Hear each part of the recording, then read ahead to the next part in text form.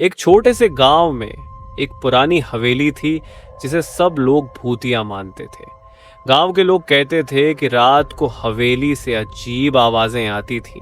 कोई भी वहां जाने की हिम्मत नहीं करता था। एक दिन गांव के एक युवा लड़के अर्जुन ने तय किया कि वह हवेली में रात बिताएगा। उसे भूत प्रेतों पर विश्वास नहीं था और वह इस बात को साबित करना चाहता था। रात होते ही वह हवेली की ओर बढ़ा। जैसे ही वह हवेली के दरवाजे पर पहुंचा, उसकी धड़कन तेज होने लगी। उसने दरवाजा खोला और अंधेरे में प्रवेश किया। हवेली के अंदर सब कुछ पुराना और धूल से भरा हुआ था। अचानक उसने एक ठंडी हवा का झोंका महसूस किया और एक आवाज सुनाई दी, कौन है? अर्जुन का दिल तेजी से धड़कने लगा, लेकिन उसने हिम्मत जुटाई और कहा, मैं अर्जुन हूं, बस यहां रात बिताने आया हूं। उसके बाद उसने देखा कि एक अदृश्य शक्ति ने एक पुरानी तस्वीर को दीवार से गिरा दिया। अर्जुन ने समझा कि कुछ तो गलत है। वह एक कमरे में गया जहां एक पुराना दरवाजा था।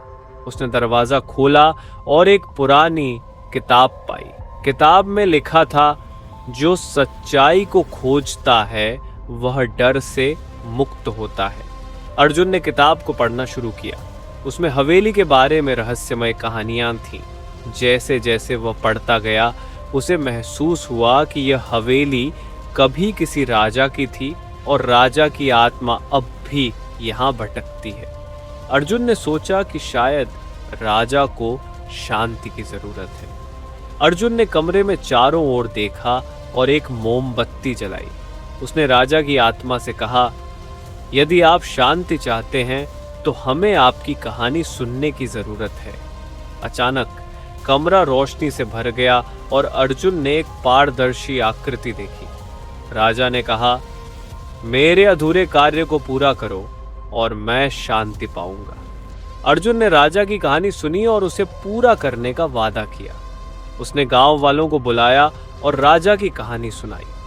गांव वालों ने तय किया कि वे हवेली को सम्मानित करेंगे और एक स्मारक बनाएंगे।